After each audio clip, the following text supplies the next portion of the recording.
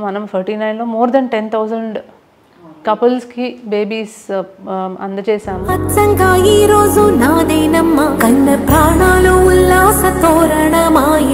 Treatment చేసి pregnancy కనుక నాకు రాకపోతే మా హస్బెండ్ వదిలేస్తారు అని చెప్తారు. కొంతమంది మా అత్తగారు మా హస్బెండ్కి సెకండ్ మ్యారేజ్ చేయడానికి రెడీగా ఉన్నారు.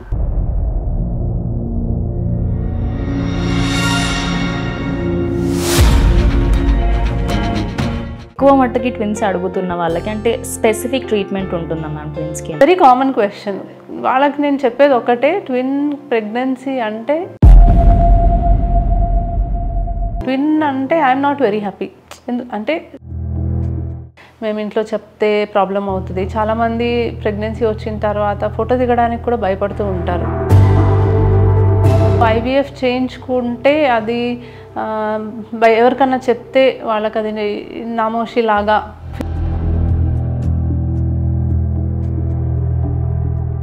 హాయ్, హలో, నమస్తే, వెల్కమ్ టు క్యూబ్ టీవీ. నేను మీ యాంకర్ చార్మి. ఇవాళ మన గెస్ట్కి పరిచయం అవసరం లేదు. ఈ మేడం ఎంతో మంది కుటుంబాలలో సంతోషాన్ని నింపారు.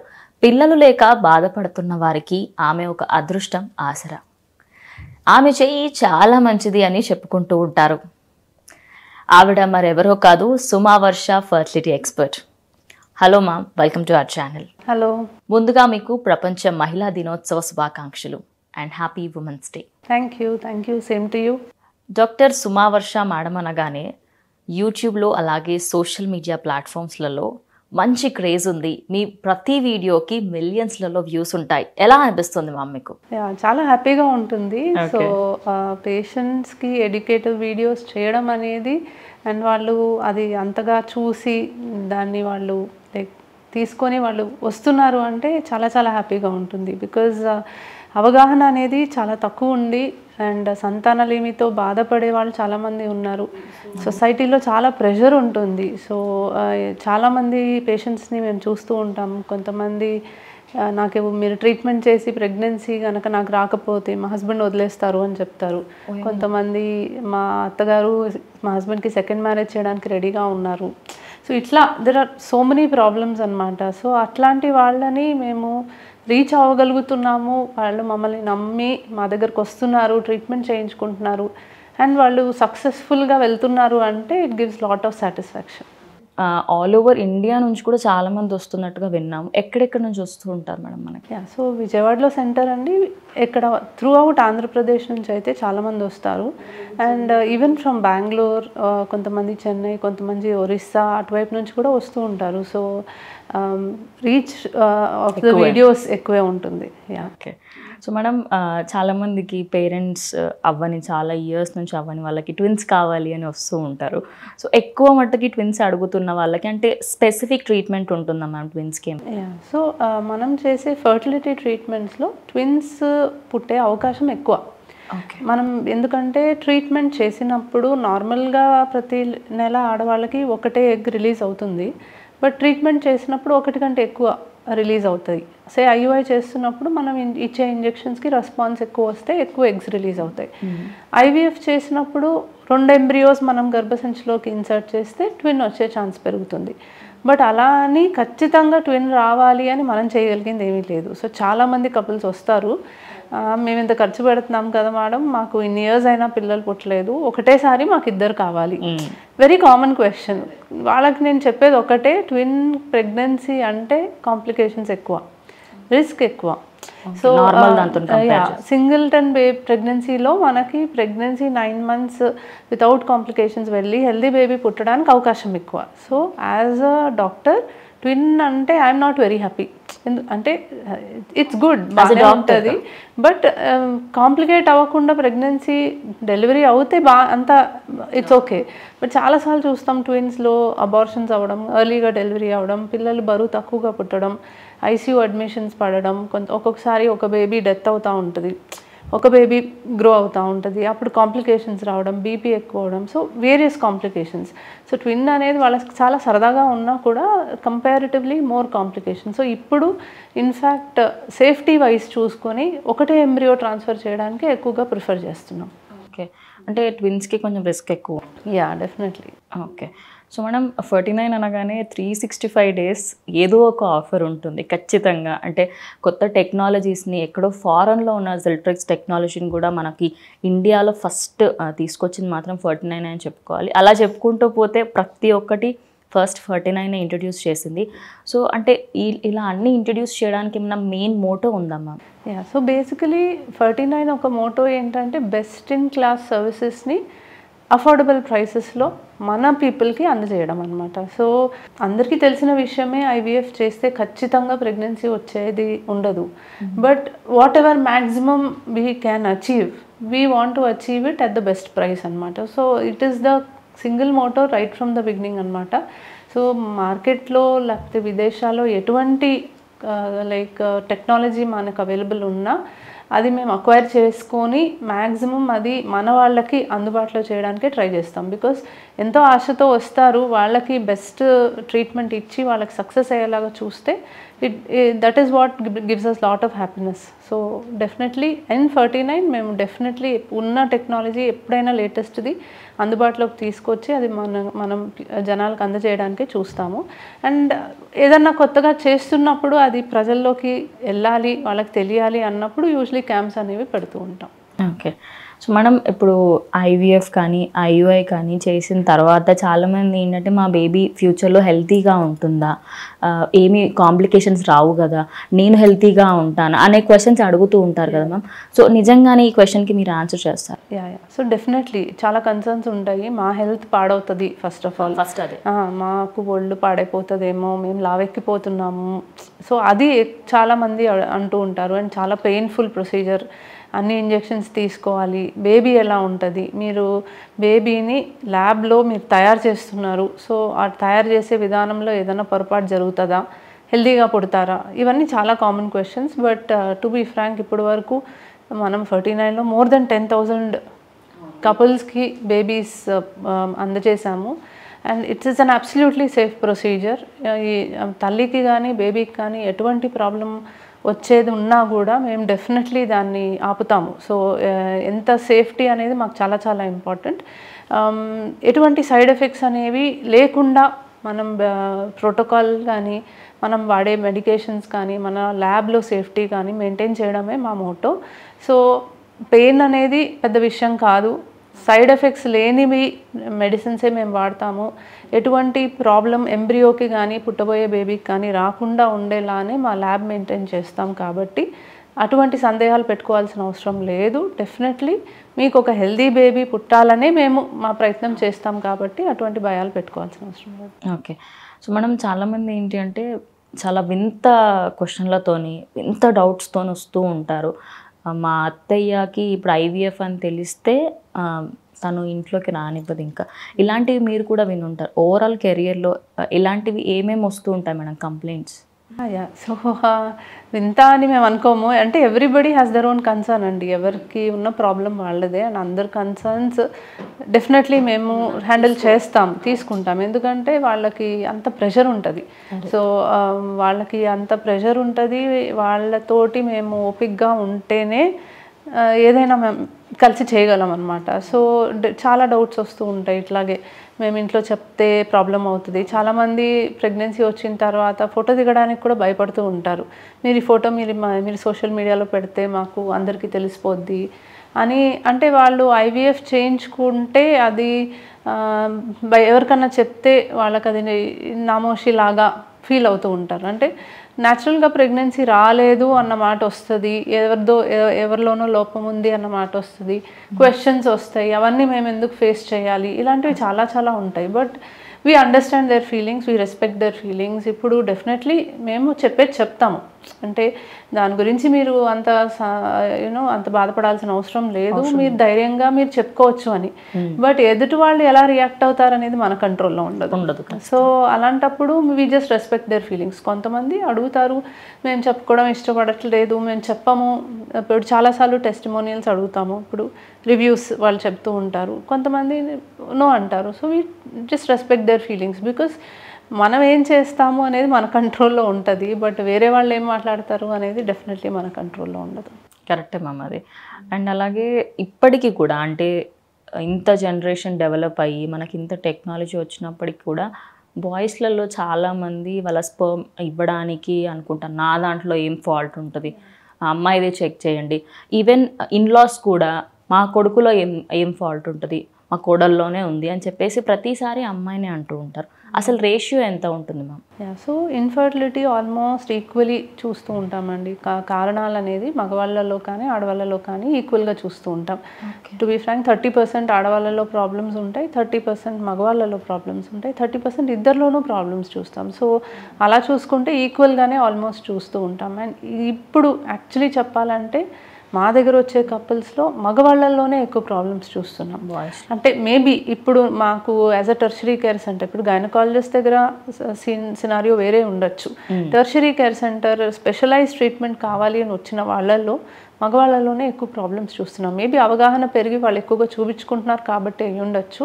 బట్ ఆడవాళ్ళే చూపించుకోవాలి అనేది మాత్రం ఖచ్చితంగా తప్పు. అండ్ మా దగ్గరకు వచ్చే ప్రతి కపుల్కి కూడా మేము అది కంపల్సరీగా కౌన్సిల్ చేస్తాం. ఇద్దరు కలిసి రావాలి, ఇద్దరికి మనం అన్ని పరీక్షలు చేయాలి, ఇద్దరు కలిపి మనం ట్రీట్మెంట్ ఇస్తే తప్ప అది జరగదు అని చెప్తాం డెఫినెట్లీ. సో మేడం, అంటే టెక్నాలజీ పెరుగుతున్న కొద్దీ మనం కొన్ని విషయాలలో భయపడాల్సిన సిచ్యువేషన్ వస్తుంది. ఏదో ఎక్కడో విన్నాము, ఈ ట్యాబ్లెట్ వేసుకుంటే నేను ఇంటర్కోర్స్ చేసేటప్పుడు ఐ కెన్ డూ బెటర్ అని చెప్పేసి కొన్ని క్రీమ్స్ వాడడము, ట్యాబ్లెట్స్ వేసుకోవడం ఇప్పటికీ చేస్తూ ఉంటారు. లైక్ ఎక్కడో చూస్తారు, అది వాడతారు, తర్వాత సైడ్ ఎఫెక్ట్స్ వచ్చినప్పుడు అప్పుడు డాక్టర్స్ దగ్గర వెళ్తూ ఉంటారు. అసలు ఇలాంటి క్రీమ్స్ అండ్ ట్యాబ్లెట్స్ సజెస్ట్ చేస్తారా మ్యామ్? సో కొన్ని ట్యాబ్లెట్స్ అండ్ క్రీమ్స్ ఉంటాయి. సో సెక్షువల్ డిస్ఫంక్షన్స్ అని అంటాం, అంటే హస్బెండ్ వైఫ్ కలయికలో ఎటువంటి ప్రాబ్లమ్స్ అన్నా ఉన్నప్పుడు, పర్ఫార్మెన్స్ లేకపోవడము, లేకపోతే ఇరెక్షన్, ఇజాక్యులేషన్ ప్రాబ్లమ్, అలా వేరియస్ ప్రాబ్లమ్స్, సెక్షువల్ డిస్ఫంక్షన్ ప్రాబ్లమ్స్లో మెడికేషన్స్ అనేవి ఉంటాయి. సో దాన్ని మిస్యూజ్ చేయడం అనేది జరుగుతుంది. అంటే ఎక్కువ ఇంట్రెస్ట్ రావడానికి కొన్ని మెడికేషన్స్ వాడటం కానీ, లేకపోతే రెగ్యులర్గా, అంటే ఇప్పుడు కొంతమందికి ఎవ్రీడే సెక్షువల్ యాక్టివిటీ ఇంట్రెస్ట్ ఉండకపోవచ్చు. సో ఆ మెడిసిన్ వాడటం వల్ల ఇంట్రెస్ట్ అనేది రావాలి అనేసి వాడటం కానీ ఇలాంటివి జరుగుతూనే ఉంటాయి. సో కొన్ని మెడికేషన్స్ మాత్రం సజెస్టబుల్ కాదు. ఇప్పుడు టెస్టోస్టిరాన్ హార్మోన్ మనం మగవాళ్ళలో ఇస్తే సో వాళ్ళకి సెక్షువల్ డిజైర్ కానీ సెక్షువల్ పర్ఫార్మెన్స్ కానీ పెరుగుతుంది. బట్ టెస్టోస్టిరాన్ ఇవ్వడం వల్ల కణాల ఉత్పత్తి తగ్గుతుంది.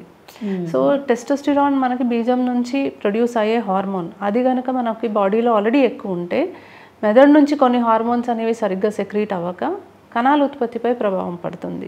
So without any prescription, without any monitoring అవి వాడటం అనేది కరెక్ట్ కాదు.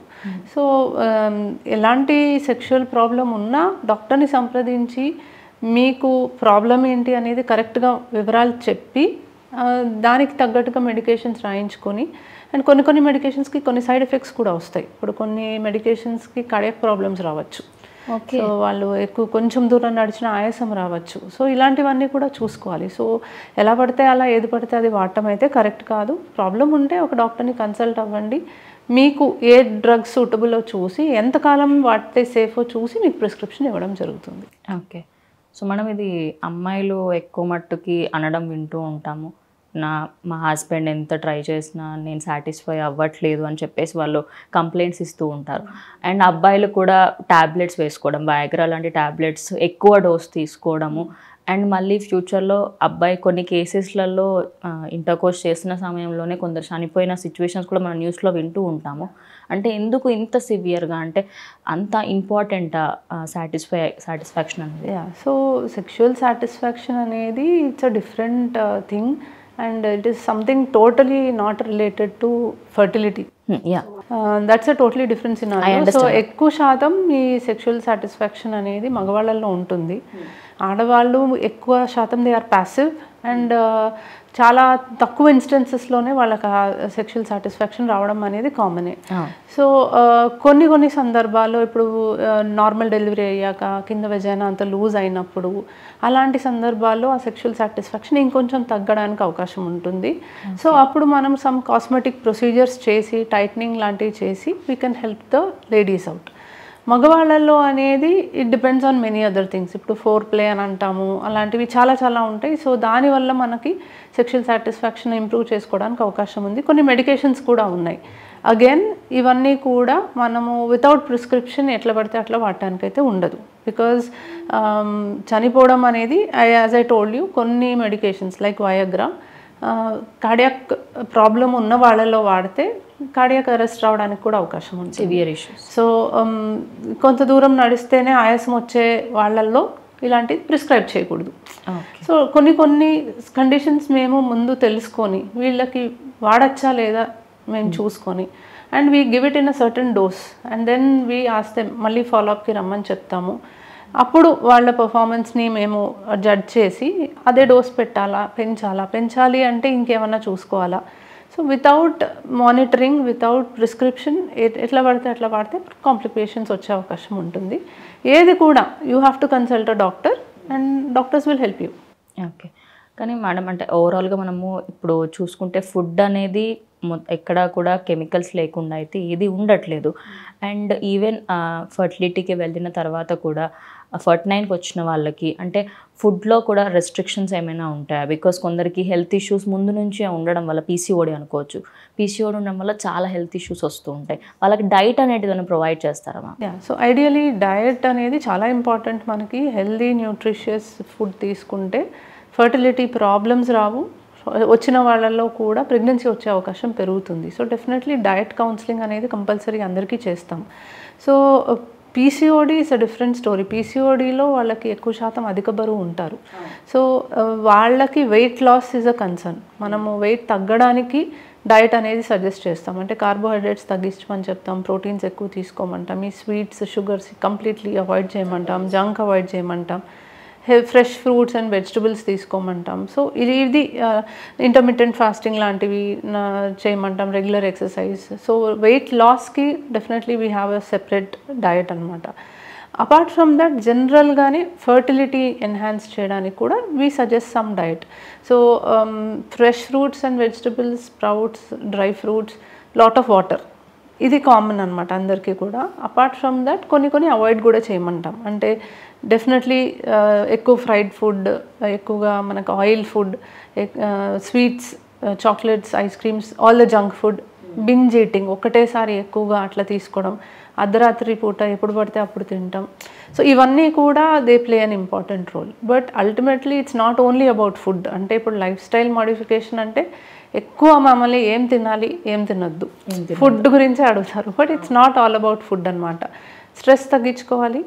So whatever you can do to relieve your stress. కొంతమందికి డాన్స్ ఇష్టము, డాన్స్ చేయండి. కొంతమందికి yoga, meditation, walking, simple walking, anything to reduce your stress. Second thing, night sleep important. 6 hours uninterrupted sleep. Uninterrupted అంటే మధ్యలో అసలు లేవకుండా 6 hours uninterrupted sleep. Too much of gadget use వాడకూడదు. వైఫైకి టూ మచ్గా that is also form of radiation. So నేను wifi ఇంట్లో ఉంటే మీరు నైట్ పూట ఆపేసేయండి అని చెప్తాను. సో ఇవన్నీ కూడా స్మోకింగ్ కంప్లీట్గా మానేయాలి, ఆల్కహాల్ క్విట్ చేయాలి. రెగ్యులర్గా 1 hour కంపల్సరీ ఫిజికల్ యాక్టివిటీ ఉండాలి. అంటే ఇప్పుడు ఆ మాట అనగానే మేడం నేను రోజంతా పని చేస్తాను, ఇంట్లో పనంతా నేనే చేస్తాను, common question. It's not about the regular work. 1 hour డెడికేటెడ్గా ఫిజికల్ యాక్టివిటీ చేయాలి. సో ఇదంతా ఫాలో అవుతే ఫర్టిలిటీ డెఫినెట్లీ ఎన్హాన్స్ అవుతుంది.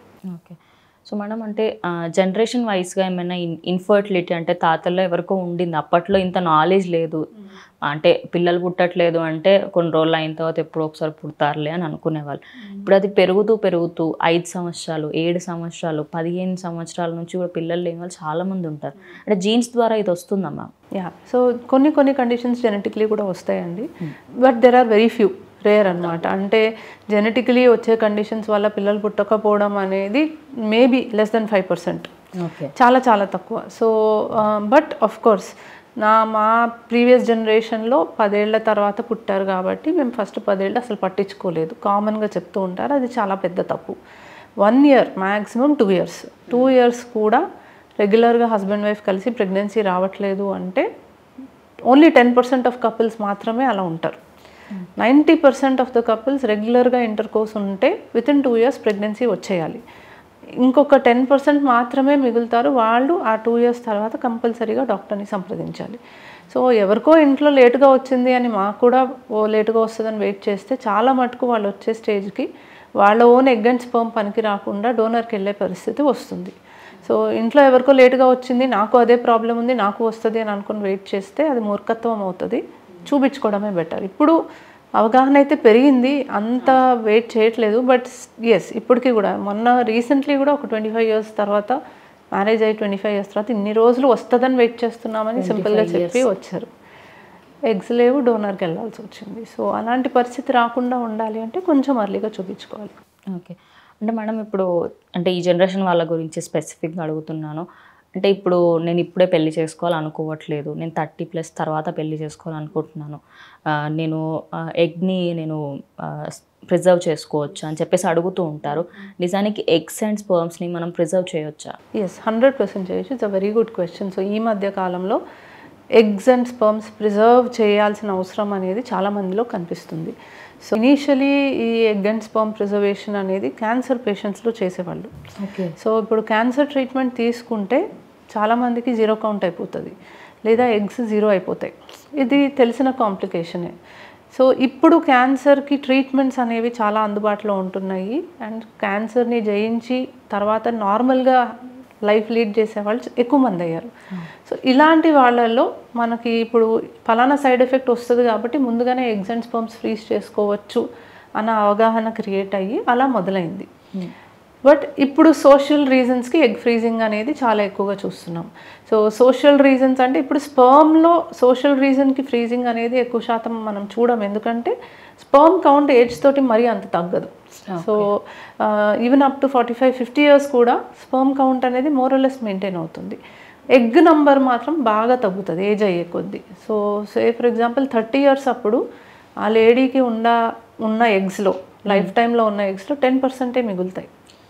40 yearsకి వచ్చేసరికి 2% ఆఫ్ ఎగ్సే మిగులుతాయి. It's a known fact. And 13 years నుంచి 40 yearsకి వచ్చే టైంకి ఆడవాళ్ళల్లో అవయవ లోపాలతో పుట్టే బేబీస్ శాతం కూడా పెరుగుతుంది. ఇదంతా ఏజ్ రిలేటెడ్. సో 30 years దాటిన తర్వాత మేము ప్రెగ్నెన్సీ ప్లాన్ చేసుకోవాలి అనుకుంటున్నాము, 35కో 40కో అనుకుంటే బిఫోర్ 30 years వాళ్ళు ఎగ్స్ అనేవి తీసి ఫ్రీజ్ చేసుకొని ఎప్పుడైతే వాళ్ళు ప్రెగ్నెన్సీ ప్లాన్ చేయాలనుకుంటున్నారో ఈ ఎగ్స్ని వాడుకొని వాళ్ళు ప్రెగ్నెన్సీ ప్లాన్ చేసుకోవడానికి అవకాశం ఉంటుంది. సో ఎగ్ నెంబర్ తగ్గిపోతుంది అన్న భయం ఉండదు, అండ్ అవయవ లోపాలతో బేబీస్ పుడతారు అన్న భయం కూడా ఉండదు. So it is definitely a very good option. So చదువు కంప్లీట్ అవ్వాలనో, లేకపోతే కెరియర్ ఉండాలనో, లేకపోతే right man of the dreams, ఇప్పుడు నా రాజకుమారుడు నాకు దొరకాలి అనో, ఇలా చాలా కారణాలు ఉంటాయి కదా. పోస్ట్పోన్మెంట్ కావాలి అనుకున్నప్పుడు definitely egg freezing is a very good option. Okay. అంటే మేడం ఇప్పుడు మనకి మూవీస్లలో చూపిస్తూ ఉంటారు కదా, డోనర్ స్పర్మ్ తీసుకున్నాము, వేరే వాళ్ళు ఇచ్చారు అని చెప్పేసి. అంటే డోనర్ స్పర్మ్ తీసుకోవాల్సిన పరిస్థితి అంటే తక్కువ ఏజ్ ఉన్న వాళ్ళకి కూడా వస్తుందా, లేకపోతే ఓన్లీ అంటే మొత్తం ఇంకా ఎండ్ అయింది అన్నప్పుడే వస్తుందా? అదే. సో స్పర్మ్స్కి ఇలా ఏజ్తో పాటు తగ్గిపోవడము, 0 అవ్వడం అనేది యూజువలీ ఉండదండి. Age related change especially in the number ఎగ్స్లోనే వస్తుంది ఎక్కువ, స్పర్మ్స్లో ఎక్కువ చూడం. 0 కౌంట్ అవ్వడం అనేది మనం ఏ ఏజ్ గ్రూప్లో అయినా చూడొచ్చు. ఓకే. సో 0 కౌంట్ ఉండడానికి వేరియస్ రీజన్స్ ఉన్నాయి. జెనెటిక్ ప్రాబ్లమ్స్ కూడా ఉంటాయి. ఇప్పుడు కొంతమందికి జన్యుపరంగా కొన్ని లోపాలు ఉండడం వల్ల అసలు కణాల ఉత్పత్తి అనేది జరగదు. సో అలా ఉండొచ్చు. కొన్ని ఇన్ఫెక్షన్స్ వల్ల ఉత్పత్తి జరిగినా బయటికి రావడానికి ఆ మార్గం అనేది బ్లాక్ అయిపోయి 0 కౌంట్ రావచ్చు. సో యంగ్ ఏజ్లో కూడా 0 కౌంట్తో వచ్చే అవకాశం ఉంది. ఏజ్ అయ్యే కొద్దీ స్పర్మ్స్ తగ్గిపోయి 0 అవ్వడం కాదు. ఏ ఏజ్లో అయినా కొన్ని సందర్భాల్లో కొన్ని ప్రాబ్లమ్స్ వల్ల 0 కౌంట్ అవ్వడానికి అవకాశం ఉంది.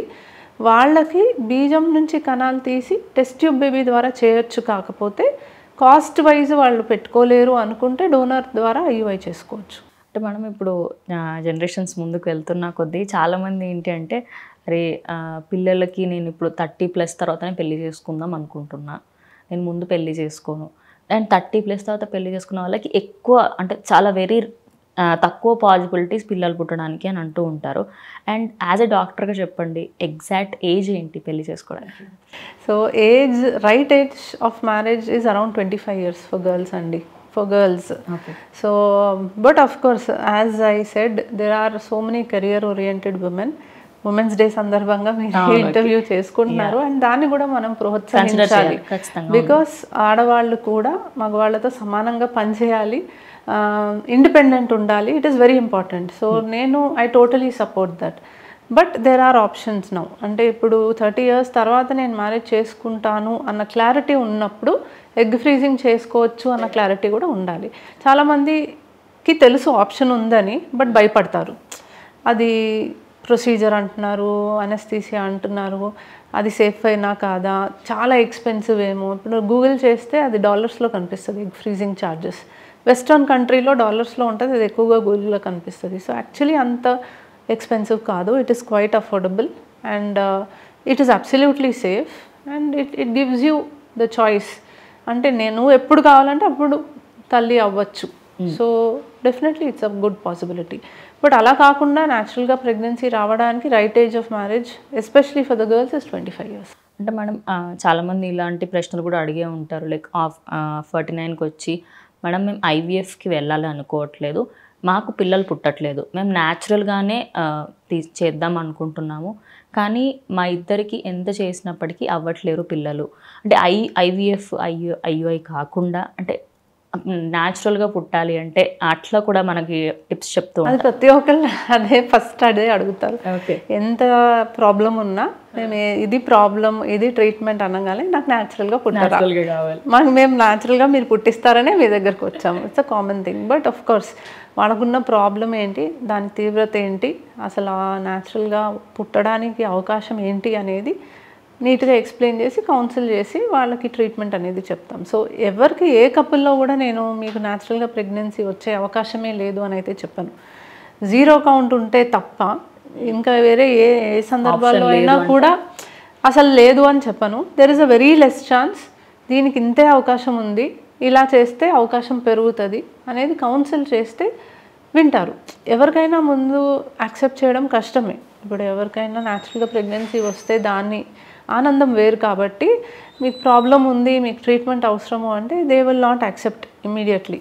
సో కొంచెం వాళ్ళకి ఎక్స్ప్లెయిన్ చేసి వాళ్ళకి అర్థమయ్యేలా చెప్తే డెఫినెట్లీ వింటారు. మేడం కొన్ని మీ వీడియోస్ కింద కమెంట్స్లలో వచ్చిన కొన్ని క్వశ్చన్స్ తీసుకున్నాను.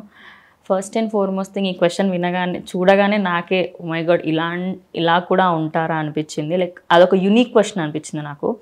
తనకి ఫ్యామిలీ ఆపరేషన్ చేయించేసుకున్నారంట పర్సనల్ ప్రాబ్లమ్స్ వల్ల, కానీ తనకి ఉన్న బాబు ఎవరైతే ఉన్నారో ఆయన ఇప్పుడు లేడు.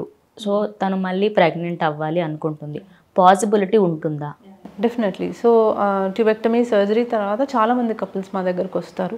సో ముందు పిల్లలు పుట్టేశారు అని చెప్పి చేయించేసుకుంటారు, ఆ తర్వాత పిల్లలు చనిపోవడము లేదా హస్బెండ్ వైఫ్ విడిపోవడము, ఇంకో మ్యారేజ్ చేసుకోవడము, వాట్ ఎవర్ వేరియస్ సినారియోస్లో మళ్ళీ ప్రెగ్నెన్సీ కావాలి అని వస్తూ ఉంటారు. సో మనకి ట్యూబ్ అనేది important structure. Egg and sperm కలిసి ఫర్టిలైజేషన్ జరిగేది ట్యూబ్లో.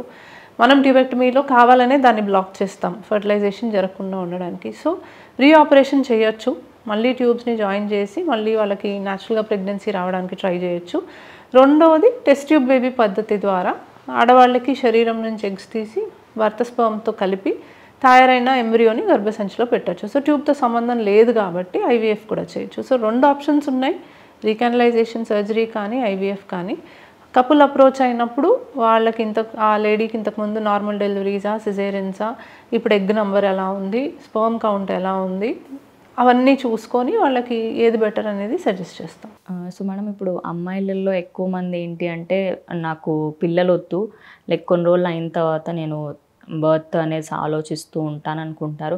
కానీ వీళ్ళకి సపోజ్ ఏదైనా ప్రాబ్లం వచ్చి 0 count అయిపోయింది అనుకోండి, అంటే ఇంకా పిల్లలు కావాలి అనుకుంటే అప్పుడు ఖచ్చితంగా డోనర్ ఆప్షన్ ఉంటుందా, లేకపోతే మనం ఏమైనా ఇంకా ఆల్టర్నేటివ్ ఆప్షన్స్ ఏమైనా ఉంటాయా మనకి? సో 0 sperm count వచ్చాక వాళ్ళ ఓన్ స్పర్మ్స్ తోటి వాళ్ళ ఓన్ జీన్స్ రావాలి అంటే డెఫినెట్లీ ఆప్షన్స్ ఉన్నాయి. సర్జికల్ స్పర్మ్ రిట్రీవల్ అని అంటాము. సో బీజం నుంచి కణాలు అనేవి తీస్తాం సర్జరీ ద్వారా. ఇప్పుడు ఐవీఎఫ్ అనే పద్ధతిలో ఆడవాళ్ళకి ఎగ్స్ పెరగడానికి ఇంజెక్షన్స్ ఇచ్చి శరీరం నుంచి ఎగ్స్ తీస్తాం. అదేవిధంగా అదే టైంకి మగవాళ్ళకు కూడా బీజం నుంచి కణాలు తీసే ప్రాసెస్ అనేది ఉంటుంది. సో టెస్టిక్యులర్ స్పర్మ్ రిట్రీవల్ అంటాము. సో ట్రై చేయొచ్చు. కాకపోతే స్పర్మ్స్ అనేవి ఖచ్చితంగా దొరుకుతాయన్న గ్యారంటీ లేదు. కణాలు ఉత్పత్తి అవుతున్నాయి, బయటికి రావడంలో ఇబ్బంది ఉంది అంటే దొరికే అవకాశం ఎక్కువ. కణాలు ఉత్పత్తిలోనే ప్రాబ్లం ఉంది అంటే తక్కువ. సో హార్మోన్ టెస్ట్, స్కాన్, బీజం సైజ్ అవన్నీ చూసుకొని ఎంతవరకు మనం ఎక్స్పెక్ట్ చేయొచ్చు అనేది చెప్పి ప్రొసీడ్ అవ్వచ్చు. బట్ డోనర్ ఆప్షన్ కూడా మనం బ్యాకప్ కింద పెట్టుకోవాల్సి వస్తుంది. ఓకే. సో మనం ఇప్పుడు పీరియడ్స్ అనగానే చాలామందికి ఏంటి అంటే అమ్మో అన్న ఫీలింగ్, అంటే చాలా మటుకు పెయిన్స్ ఉంటాయి, కొందరికి చాలా రిలీఫ్గా ఉంటుంది, పెయిన్స్ ఉండవు చాలా తక్కువ. అండ్ ఆ టైంలో కూడా చాలామంది ఏంటి అంటే నాకు తొందరగా పిల్లలు కావాలి అని చెప్పేసి ఆ టైంలో కూడా సెక్స్ చేస్తూ ఉంటారు. అంటే పీరియడ్స్ టైంలో సెక్స్ చేయడము అంటే కరెక్టే అంటారా? సో పిల్లలు కావాలి అనుకున్న వాళ్ళు పీరియడ్ టైంలో సెక్స్ చేసినా it's not a possibility, because ovulation టైంలో ఇంటర్ కోర్స్ ఉంటేనే pregnancy is a possibility. So ovulation జరిగిన 15 డేస్కి ఒకవేళ ప్రెగ్నెన్సీ కనుక రాకపోతే పీరియడ్ వస్తుంది. ఆ టైంలో హస్బెండ్ వైఫ్ కలిసిన స్పర్మ్స్ మనకి అవైలబిలిటీ ఎంటర్ అవుతాయి, కానీ ఎగ్ అనేది ఉండదు. కాబట్టి pregnancy is first of all not a possibility. అంటే త్వరగా ప్రెగ్నెన్సీ రావాలి కాబట్టి పీరియడ్ టైంలో కూడా మేము కలవాలి అనుకోవడం తప్పు first thing. But for any other reason husband wife కలవాలి అంటే scientifically there is no problem. Even during periods husband wife కలిసిన ఇబ్బంది లేదు. కాకపోతే బ్లీడింగ్ అవుతూ ఉంటుంది కాబట్టి ఇన్ఫెక్షన్స్ వచ్చే అవకాశం ఎక్కువ, కాబట్టి హైజీన్ ఇస్ ది ఇష్యూ, కాబట్టి అవాయిడ్ చేస్తే మంచిది. But as such scientifically even during menses husband wife కలిసిన పెద్ద ఇబ్బంది లేదు. ఓకే మేడం, ఇన్ఫెక్షన్స్ విషయానికి వస్తే అమ్మాయిలలో చాలా మట్టుకి ఈ మధ్య ఇన్ఫెక్షన్స్ వింటూ ఉన్నాము. లైక్ వెజైనాకి సంబంధించిన చాలా ఇన్ఫెక్షన్స్తో సఫర్ అవుతూ ఉన్నారు.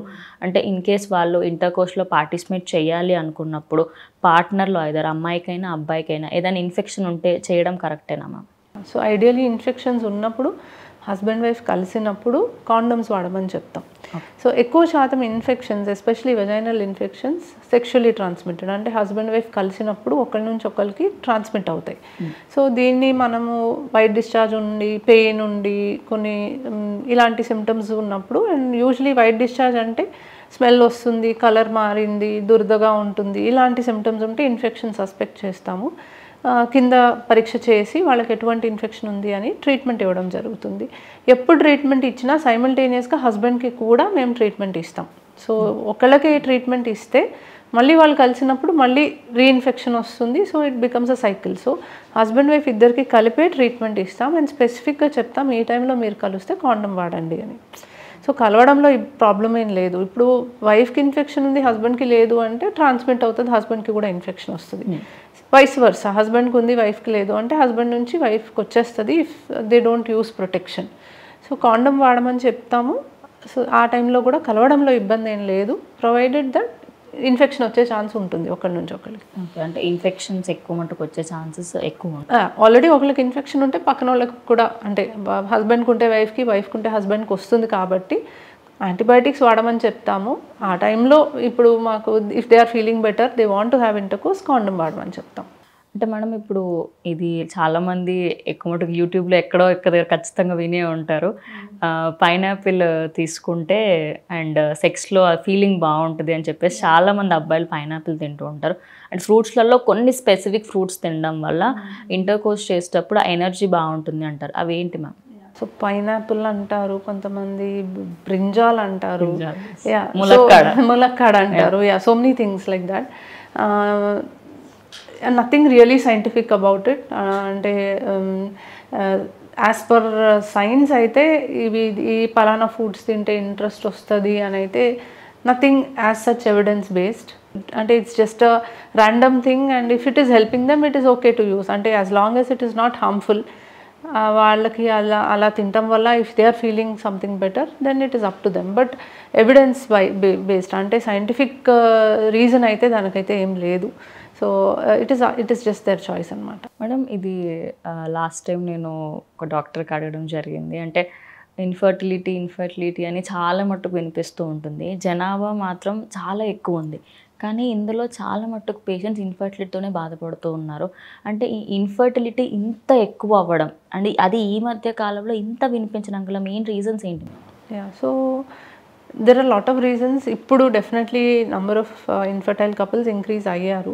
ఒకటి అవగాహన పెరిగింది, చూపించుకుంటున్నారు. ఇప్పుడు ఇన్ని ఇయర్స్ లోపల నాకు ప్రెగ్నెన్సీ రాకపోతే చూపించుకోవాలి అన్నది తెలిసింది. రెండోది ఏజ్ ఆఫ్ మ్యారేజ్ పెరుగుతుంది. సో ఇంతకుముందు జనరేషన్లో 20 yearsకే మ్యారేజ్ అయ్యి పిల్లలు కూడా పుట్టేసేవాళ్ళు. ఇప్పుడు 25 is the minimum age almost. ఇంకా 30-35లో కూడా మ్యారేజెస్ చేసుకోవడం అనేది చూస్తున్నాం. మూడోది ఇంతకుముందు కాలంలో ఉన్నంత యాక్టివ్గా ఇప్పుడు ఎవరు ఉండట్లేదు. సో అందరూ ఆ గ్యాడ్జెట్స్కి బానిసల్లాగా ఉంటున్నారు. సెడెంటరీగా ఉంటున్నారు, కూర్చొనే ఉంటున్నారు, కదలట్లేదు. ఒబిసిటీ, అధిక బరువు ఎక్కువగా చూస్తున్నాము. And pollution is also very very important thing. ఇప్పుడు ప్రతి దాంట్లో కూడా సమ్ ఫార్మ్ ఆఫ్ పొల్యూషన్ ఉంటుంది. మనం తినే ఫుడ్ దగ్గర నుంచి, మనం పీల్చే గాలి దగ్గర నుంచి, everything there is some pollutant which will affect your eggs and sperms అనమాట. సో ఇవి మెయిన్ రీజన్స్. వేరియస్ రీజన్స్ ఉన్నాయి, but these are the main reasons. And infertility పెరిగింది, ఇంకా పెరుగుతుందని అనిపిస్తుంది, unless they do something about it అనమాట. Okay. So మనం ఇప్పుడు ఎక్కువ మట్టుకి కూర్చొని చేసే ఉద్యోగాలే ఉన్నాయి. అది ఎవరిదైనా సరే, లైక్ మనం ఎంత పెద్దవాళ్ళు తీసుకున్నా, అది హార్డ్వేర్ అయినా సాఫ్ట్వేర్ అయినా ఏదైనా కూడా మ్యాక్సిమం కూర్చొనే ఉంటున్నాయి. అండ్ ల్యాప్టాప్స్ ఉంటాయి ఖచ్చితంగా. సో ల్యాప్టాప్స్ వల్ల స్పర్మ్ కౌంట్ తక్కువ అవుతుంది అని డాక్టర్స్ అంటారు, నిజమే? సో ల్యాప్టాప్స్ అనేవి మీరు కూడా గమనించే ఉంటారు, ఎక్కువసేపు అది మీ ఒంట్లో పెట్టుకొని ఉంటే హీట్ వస్తుంది అండ్ కొంచెం బరువు ఎక్కువ అనిపిస్తుంది. సో ఆ హీట్ అనేది మంచిది కాదు. ఇప్పుడు కణాల ఉత్పత్తి అనేది మనకి బీజంలో జరగాలంటే దాని టెంపరేచర్ కొంచెం తక్కువ ఉండాలి. That is the reason why మగవాళ్ళకి పుట్టుకతోటి బీజాలు కిందకి జారి ఉంటాయి స్కిన్లోకి, అంటే బాడీలో నుంచి బయటకి. So that temperature is 1-2 degrees lesser than the body temperature. అదే టైంలో మనం ఆ ల్యాప్టాప్స్లో పెట్టుకొని ఆ హీట్ అనేది ట్రాన్స్మిట్ అవుతే ఆబ్వియస్లీ దానికి ఎఫెక్ట్ అవుతుంది. సో హీట్ అనేది డెఫినెట్లీ మంచిది. ఫర్ దట్ రీజన్ నేను చూస్తాను, చాలామంది వంట చేసే వాళ్ళల్లో స్పర్మ్స్ తక్కువ ఉంటాయి, ఈ మైన్స్లో పనిచేసే వాళ్ళలో స్పర్మ్స్ తక్కువ ఉంటాయి, బాగా ఎక్కువ ఎండల్లో పనిచేసే వాళ్ళలో స్పర్మ్స్, ఇలా హీట్ ఎక్కువ ఉండడం అనేది మనకి కణాల ఉత్పత్తి పైన ప్రభావం పడుతుంది. కాబట్టి it is one of those reasons. So laptop కూడా అలాగే ఒళ్ళో పెట్టుకొని పనిచేస్తే హీట్ ఎక్కువ అవుతుంది, దానివల్ల కూడా ప్రాబ్లం అవుతుంది. And even radiation is not very good. So ఆ ల్యాప్టాప్ వైఫై కనెక్షన్స్ కానీ, ఆ ఎలక్ట్రోమాగ్నెటిక్ రేడియేషన్స్ కానీ, అది కూడా మంచిది కాదు. So I agree, sedentary life స్టైల్కి అలవాటు పడున్నాం, బట్ మనము at least 1 hour every day physical activity ఉండాలి అని కాన్షియస్గా ఎఫర్ట్ పెడితే డెఫినెట్లీ అది పాసిబుల్ అవుతుంది. ఓకే.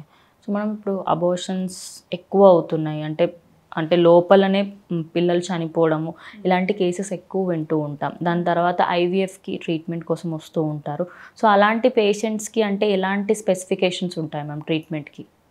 సో అబార్షన్ రేట్ ఇటీవల ఎక్కువ అవడం అయితే లేదు. జనరల్గా కూడా ప్రెగ్నెన్సీ వచ్చిన తర్వాత there is a 10-15% chance of abortion, and it has not increased. At least ఇంతకు ముందు కూడా అంతే ఉండేది, ఇప్పుడు కూడా అలాగే ఉంది. సో అబార్షన్స్ అయ్యే వాళ్ళల్లో నెక్స్ట్ ఏం చేయాలి? So first of all single abortion అయిన వాళ్ళల్లో మనం దాని గురించి వరి అవ్వాల్సిన అవసరం లేదు. సో ఒక అబార్షన్ అయిన తర్వాత నెక్స్ట్ టైం హెల్దీగానే ప్రెగ్నెన్సీ రావడానికి, బేబీ నార్మల్గా ఏ ప్రాబ్లం లేకుండా పుట్టడానికి 95% ఛాన్స్ ఉంది. So usually single abortion we are not worried. రెండోసారి కూడా రిపీట్ అవుతే then we have to investigate అనమాట.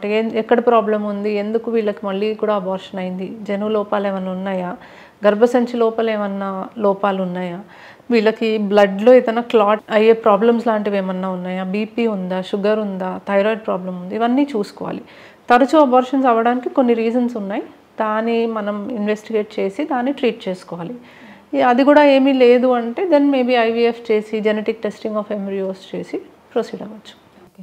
సో మనం ఇంకోటి ఒక కమెంట్ చూశాను, ఇంటర్కోర్స్ చేస్తున్నప్పుడు నేను స్పర్మ్ రిలీజ్ చేసినప్పుడు అది లోపలికి వెళ్ళడం లేదు, మొత్తం బయటకే వచ్చేస్తుంది అని చెప్పేసి ఒక కమెంట్లో చూసాను, దాని గురించి చెప్పండి.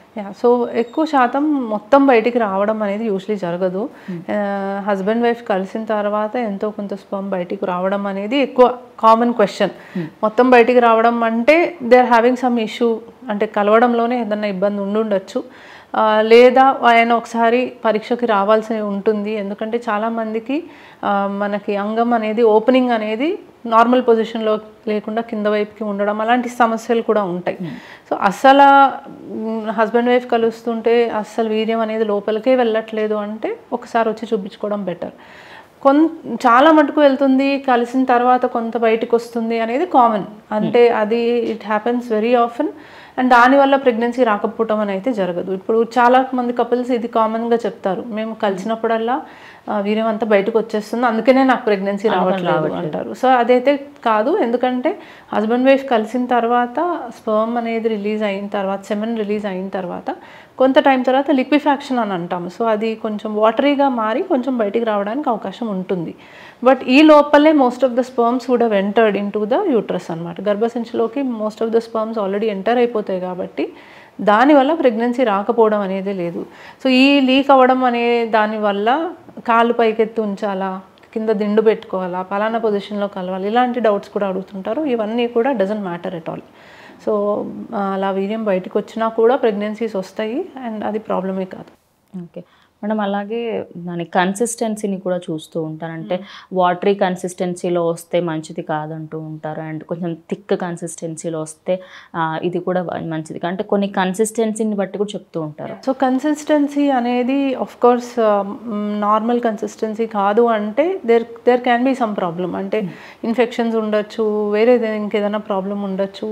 సో వీర్యకణాల పరీక్ష మేము చేసి ఇది కన్సిస్టెన్సీ కరెక్ట్గా ఉందా లేదా మేము డిసైడ్ చేస్తాం. ఫస్ట్ ఆఫ్ ఆల్ వాళ్ళకి ఆ నార్మల్ కన్సిస్టెన్సీ అంటే ఏంటో తెలిస్తే కదా వాళ్ళకి ఇది కన్సిస్టెన్సీ నార్మల్ కాదు అని తెలియడానికి. సో వీర్యకణాల పరీక్షకు వచ్చినప్పుడు మేము కన్సిస్టెన్సీని చూసి ఏదన్నా ప్రాబ్లం ఉంటే ఏమన్నా ఇన్ఫెక్షన్ ఉందేమో అనేది మేమే అడిషనల్గా టెస్ట్ చేసి దానికి తగ్గట్టుగా ట్రీట్మెంట్ పెట్టడం జరుగుతుంది. సో కొన్ని ఎంజైమ్స్ ప్రొడ్యూస్ అవుతేనే ఆ కన్సిస్టెన్సీ అనేది మెయింటైన్ అవుతుంది. ఆ ఎంజైమ్స్ అనేవి ఒక ఆర్గన్ నుంచి రావాలి, దాంట్లో ఏదన్నా ప్రాబ్లం ఉందా లేదా చూసుకోవాలి. సో ఇవన్నీ వాళ్ళంతటి వాళ్ళే ఏదో అనుకొని అలా కాకుండా వాళ్ళకి ఎలాంటి డౌట్ ఏమన్నా ఉంటే వాళ్ళు వచ్చి కణాల పరీక్ష చేయించుకుంటే ప్రాబ్లం ఉందా లేదా మేము చూసి చెప్తాం. సో అది ఎట్లా తెలుస్తుంది మ్యామ్? అంటే ఆ కన్సిస్టెన్సీ ఓకే ఇప్పుడు నేను డాక్టర్ని కన్సల్ట్ అవ్వాలి బికాస్ నాలెడ్జ్ లేదు దానిపై. సో యూజువల్గా మనకి కన్సిస్టెన్సీ అనేది మరీ వాటరీగా ఉండకూడదు, అలానే మరీ థిక్గా కూడా ఉండకూడదు, అంటే మరీ ఎక్కువ సాలిడ్గా కూడా ఉండకూడదు. కొంచెం బంక టైప్ ఆఫ్ కన్సిస్టెన్సీలోనే ఉంటుంది యూజువల్గా. But what ever it is, if they have any doubt వాళ్ళు ఒకసారి టెస్ట్ చేయించుకోవడమే బెటర్. కొన్నిసార్లు యాజ్ ఐ సెడ్ ఇంతకుముందు దట్ వీర్యం అనేది రిలీజ్ అయిన తర్వాత అది కొంత టైంకి లిక్విఫై అవుతుంది. Usually 30 minutes is the maximum time. 30 minutes లోపల అది లిక్విడ్ అయిపోవాలి. అవ్వలేదు, ప్రొలాంగ్ అయింది అంటే ప్రాబ్లం ఉన్నట్టు అర్థం. అది వాళ్ళంతటి వాళ్ళు చూసుకొని డిసైడ్ చేయలేరు. అది మా దగ్గరికి టెస్ట్కి వచ్చినప్పుడే మేము చూస్తాం. ఇప్పుడు కన్సిస్టెన్సీ ఇలా ఉండాలి అలా ఉండాలి అని వాళ్ళు అనుకోవాల్సిన అవసరం లేదు. ఒక 1 year పాటు వాళ్ళు న్యాచురల్గా ట్రై చేయడమే. ఆ తర్వాత రావట్లేదు అంటే వాళ్ళు వచ్చి టెస్ట్ చేయించుకోవాలి. సో ఇంత కన్సిస్టెన్సీ ఉండాలి ఉండకూడదు అనేది ఇట్స్ వాళ్ళంత హెడేక్ తీసుకోవాల్సిన అవసరం లేదు. బేసికలీ అంత మ్యాటర్ కాదు అది. బికాస్ సో మనం ఇప్పుడు అంటే ఈ జనరేషన్ పిల్లలకి ఎవరైతే 18+ ఉన్నారో వాళ్ళకి హెల్త్ ఎలా కాపాడుకోవాలి? బికాస్ ఇలాంటి ఇన్ఫర్టిలిటీ ఇష్యూస్ రాకూడదు అంటే బేబీస్కి సంబంధించిన ప్రాబ్లమ్స్ ఎలాంటివి రాకూడదు అంటే 18 years నుంచి వాళ్ళు కొంచెం కేర్ తీసుకుంటూ వస్తే వచ్చే ఏజ్ వరకు బెనిఫిషియల్ అవుతుందని అంటారు, నిజమేనా? Yeah definitely. సో ఇన్ఫర్టిలిటీని కూడా కొన్ని సందర్భాల్లో ప్రివెంట్ చేయొచ్చు. అంటే బేసికలీ ఏజ్ మనం బాగా కాన్షియస్గా ఉండాలి. పలానా ఏజ్ కల్లా వాళ్ళు మేనేజ్ చేసుకోగలిగితే వెల్ అండ్ గుడ్, లేదంటే ఎగ్ ఫ్రీజింగ్కి వెళ్ళిపోవడమే బెటర్ ఆప్షన్. రెండోది లైఫ్ స్టైల్ అనేది important. So life style modifications I have listed a whole lot of them. అంటే హెల్దీ ఫుడ్ తీసుకోవడం, రెగ్యులర్ ఎక్సర్సైజ్ చేసుకోవడం, స్లీప్ సరిగ్గా ఉండడం, ఇవన్నీ హెల్దీ లైఫ్ స్టైల్ మెయింటైన్ చేయడం అనేది it is important from any age group for that matter. Smoking, alcohol లాంటి వాటికి ఎక్కువగా అలవాటు పడకూడదు. అండ్ ఇంకా చూసుకుంటే ఇప్పుడు మ్యారేజ్ అయింది, హస్బెండ్ వైఫ్ కలుస్తున్నారు, ఎటువంటి వైట్ డిశ్చార్జ్ని కూడా ఇగ్నోర్ చేయకూడదు. ఎందుకంటే వైట్ డిశ్చార్జ్ అవుతున్నాయి, ఇన్ఫెక్షన్స్ వస్తున్నాయి, దాన్ని మనం ఇగ్నోర్ చేస్తే ట్యూబ్స్ బ్లాక్ అవ్వడానికి అవకాశం ఉంది. పీరియడ్ టైంలో చాలా ఎక్కువ పెయిన్ వస్తుంది, హస్బెండ్ వైఫ్ కలిసినా పెయిన్ వస్తుంది, ఇవన్నీ ఎండోమెట్రియోసిస్ సిమ్టమ్స్. వెంటనే చూపించుకోవాలి. పీరియడ్లో ఇర్రెగ్యులారిటీస్ ఉంటున్నాయి, చూపించుకోవాలి. పీసీఓడి ఉండొచ్చు, థైరాయిడ్ సమస్యలు ఉండొచ్చు, లేదా హెవీ బ్లీడింగ్ అవుతుంది, గర్భసంచిలో గడ్డలు ఉండొచ్చు. సో ఇవన్నీ కూడా ఎటువంటి సైన్స్ అండ్ సిమ్టమ్స్ వాళ్ళకి అనిపించినా డాక్టర్ని సంప్రదించి కరెక్ట్గా ట్రీట్మెంట్ తీసుకోవాలి. ఏ ప్రాబ్లము లేకపోతే లైఫ్ స్టైల్ అనేది హెల్దీగా వాళ్ళు మెయింటైన్ చేసుకొని రైట్ ఏజ్లో మ్యారేజ్ చేసి రైట్ ఏజ్లో ప్రెగ్నెన్సీ ప్లాన్ చేస్తే చాలా మటుకు సంతానలేమి సమస్య అనేది మనం ప్రివెంట్ చేయొచ్చు. ఓకే. సో మనం కొన్ని మిత్స్ ఉంటాయి కదా, అంటే చాలామంది ఇది చేస్తే పిల్లలు పుట్టరు, ఇది తింటే పిల్లలు పుట్టరు అనేది కొన్ని మిత్స్ చెప్తూ ఉంటారు. సో అవన్నిట్లలో కొన్ని మీకు తెలిసినవి కొన్ని చెప్పండి. యాక్చువల్లీ దేర్ ఆల్ మిత్స్, అంటే వాటిని నమ్మాల్సిన అవసరం లేదు. బట్ యా, డెఫినెట్లీ చాలామంది అంటే పలానా టైంలో కలిస్తే పుట్టరు, రోజుకి ఇన్నిసార్లు కలిస్తే పుడతారు. సో ఇవన్నీ అబ్సల్యూట్ మిత్స్ అండి. So regular unprotected intercourse every 2-3 days is more than sufficient అనమాట. అంతకన్నా ఎక్కువైనా it's not a problem, but తక్కువైతే obviously it's going to be a problem. So పలానా ఫుడ్ తింటే పిల్లలు పుట్టరు అని అయితే there is nothing like that. So ఫుడ్కి అన్నిటికీ ఫుడ్కి రిలేషన్ అని అనుకుంటారు. ఇప్పుడు ఏదైనా బాగాలేదంటే ఏం తినాలి, ఏం తినద్దు అని కూడా కాదు, ఏం తినాలి. సో హెల్దీ ఫుడ్ తీసుకోవడం బెటర్. అండ్ ఇప్పుడు మనకు పెస్టిసైడ్స్ అవన్నీ ఎక్కువ అవుతున్నాయి. Organic food is better. మీరే ఏదన్నా ఒక చిన్న కొన్ని వెజిటబుల్స్ పెంచుకోవడము, ఆర్గానిక్ బేసికలీ ట్రై చేయడానికి చేస్తే బెటర్. సో ఇది తినకూడదు లేకపోతే ఇది చేయకూడదు, దీనివల్ల పిల్లలు పుట్టరు అనేది అయితే ఇప్పటివరకు ఏమీ లేదు. సో మనం ఫైనల్గా చాలామంది అమ్మాయిలకి ఇది మిత్ అని తెలుసో రియలో కాదో నాకు తెలియదు. యాక్చువల్లీ చాలామంది అమ్మాయిలు భయపడుతూ ఉంటారు. ట్యాబ్లెట్స్ వేసుకుంటారు కదా మనం, పెయిన్ కిల్లర్స్గా కానివ్వండి, లేదంటే ఏదైనా ఫంక్షన్ ఉంది అంటే పీరియడ్స్ని ఆపుకోవడానికి చేస్తున్నప్పుడు ఫర్దర్లో ఇన్ఫర్టిలిటీ వచ్చే అవకాశాలు ఉన్నాయని చాలామంది అమ్మాయిలు భయపడుతుంటారు. ఇది నిజమేనా మ్యామ్? సో బేసిక్లీ పీరియడ్ని డిలే చేయడానికి కొన్ని పీరియడ్ పోస్ట్పోన్మెంట్ పిల్స్ అనేది వాడటం కామన్గా జరుగుతుంది. ఇది బేసిక్లీ ఏంటంటే ఒక హార్మోన్ టాబ్లెట్ ఇస్తాం. సో మనకి నార్మల్గా ఎగ్ రిలీజ్ అయిన తర్వాత ఒక 14-15 daysకి మనకు ప్రెగ్నెన్సీ రాకపోతే పీరియడ్ అనేది రావాలి. సో హార్మోన్స్ అనేవి బాడీలో తక్కువ అయిపోతాయి కాబట్టి మనకి విత్డ్రాల్ లాగా పీరియడ్ వస్తుంది. సో అదే హార్మోన్ మనం తక్కువ అవ్వనివ్వకుండా బయట నుంచి ఇస్తూ ఉంటే మనకి గర్భసంచిలో పొర మెయింటైన్ అవుతూ ఉంటుంది, పీరియడ్ పోస్ట్పోన్ అవుతూ ఉంటుంది. So it is just a hormone. కొన్ని రోజులు వాడతాము, పీరియడ్ అనేది పోస్ట్పోన్ చేయాలి అనుకున్న రోజులు, తర్వాత మానేస్తారు, పీరియడ్ వచ్చేస్తుంది. అది ఆ సైకిల్లోనే పనిచేస్తుంది, దాని ఎఫెక్ట్ ఎప్పుడో ఉండదు. So it is very safe. అలా అని ప్రతి నెల దాన్ని వాడేసుకోవాలి అని అనుకోకూడదు, బికాజ్ దానివల్ల హార్మోనల్ ఇంబ్యాలెన్సెస్ రావచ్చు. సో ఎప్పుడన్నా ఒకసారి పోస్ట్పోన్మెంట్కి పిల్స్ వాడితే దానివల్ల ఫ్యూచర్లో పిల్లలు పుట్టకపోవడం అనేది అయితే జరగదు. ఎందుకంటే అది టెంపరీ ఎఫెక్ట్ ఉంటుంది అండ్ దాని ఎఫెక్ట్ నెక్స్ట్ మంత్ కూడా ఉండదు. అండ్ ఆ ఇచ్చే టాబ్లెట్స్ గర్భసంచి పైనే పనిచేస్తాయి. సో పిల్లలు పుట్టకపోవడం అనేది యూజువలీ జరగదు. అయితే మిత్ అని అనుకోవచ్చు. Yes, it is a myth. Thank you ma'am, thank you so much. Thank you. And first time మా స్టూడియోకి మీరు రావడం జరిగింది. I'm feeling honour to do an interview with you. Thank you. Thank you so much. So చూసారు కదా, ఇది వాళ్ళ video. ఇంకో వీడియోతో మళ్ళీ కలుస్తాం. అంతవరకు చూస్తూ ఉండండి క్యూబ్ టీవీ.